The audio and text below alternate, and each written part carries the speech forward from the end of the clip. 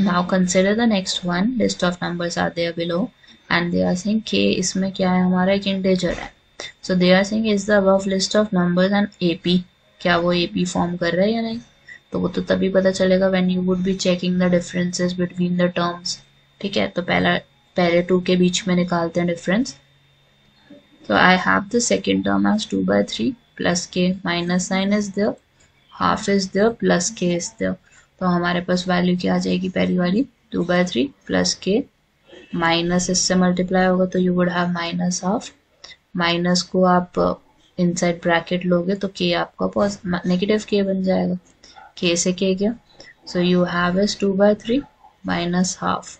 Take the LCM. 6 would be the LCM. पहला number आपका 2 से मल्टीप्लाई होगा, दूसरा नंबर 3 से. So you have 4 minus 3 which is 1/6. अब दूसरे दो सेकेंड 2 के बीच में चेक करते हैं कि डिफरेंस क्या आता है हमारा. अगर कॉन्सिक्यूटिव नहीं, अगर कांस्टेंट नहीं आया then it won't be an AP. Third term लेते हैं 3/4 plus k is the minus 2/3 plus k is the. तो वही के से के तो कैंसिल हो ही जाएगा पहली बात हमारा. Then I would have 3/4 minus 2/3.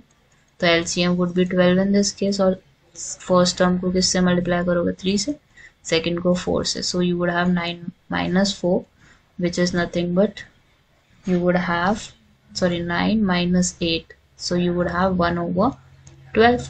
So you can see that this answer and this answer isn't matching. D हमारा constant नहीं आया है, so this is not an AP. अगर हमारा constant नहीं रहेगा D तो it cannot be an AP.